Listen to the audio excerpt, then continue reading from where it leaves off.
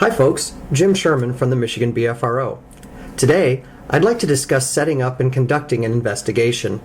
I know many of you already go out in the field frequently and collect important data. This is meant primarily for people who are just starting out or who do not normally try to include audio recordings in their research techniques. Let's say that you received a call from a witness who claims to have some level of activity on their property. This works for a one-time sighting or even a long-duration type of affair. You can follow the same format. First, I speak to the witness to get an idea of their motives and general authenticity. I don't want to find myself duct taped in a hole filled with lime. People who are too eager to be famous are also more likely to end up hoaxing you. Second, I look at the general area of the activity using something like Google Earth. I look for water and available cover. Third, I cross-reference with a database like BFRO.net to see if there are other reports from the nearby area. You can use many resources for this, but the BFRO site is just really easy to use.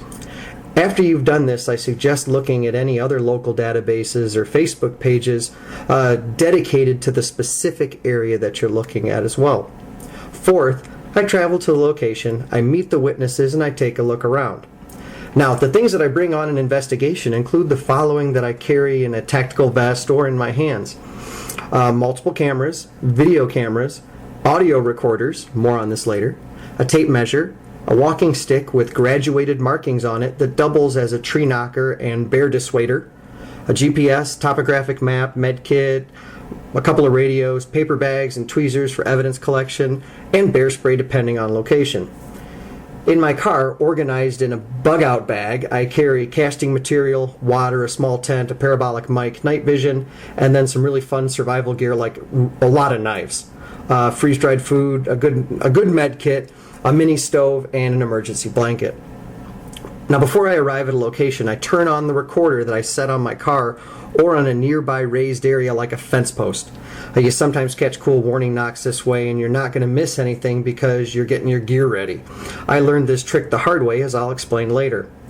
Once the first recorder is deployed, I have the witnesses walk me around the area and take photographs, and I make notations on my map.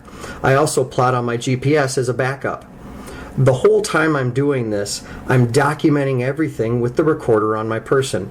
I leave the other one going the whole time, but I can turn off the one on my chest if I go indoors or am otherwise indisposed.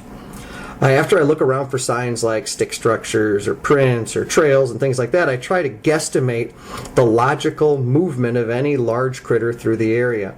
I then plan my night activities accordingly. I might sit out with other people and have a bonfire, in which case I set the recorder in the tree line. I might set up a tent in a logical movement area and stay the night, which is very scary. I might just sit quietly, and surprisingly, this is actually my most productive method.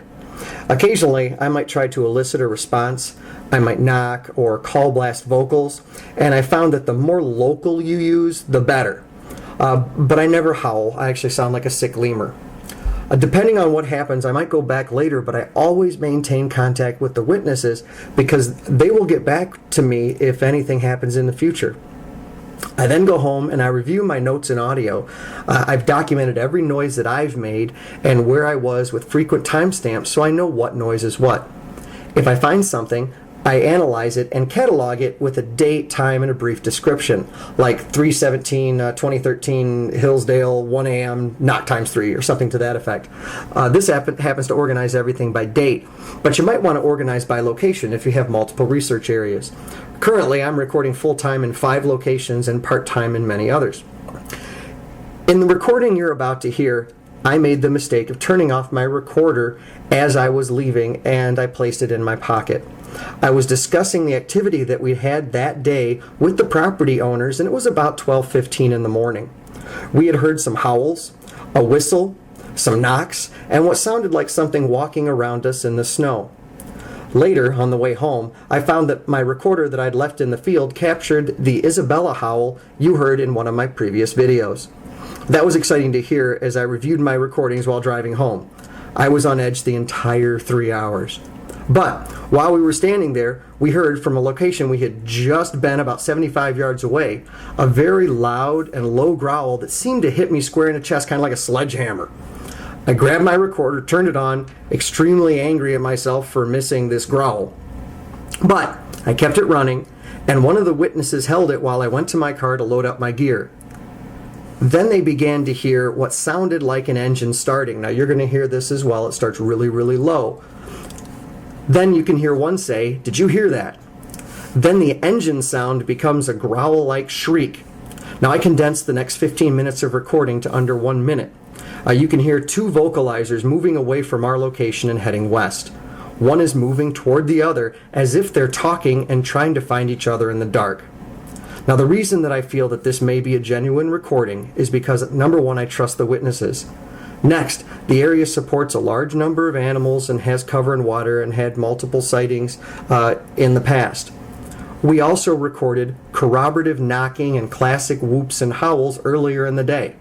Further, I have over a year of nearly nightly recordings from this area, and that makes it much less likely that a hoaxer has that much free time to spend just to mess with me. Enjoy.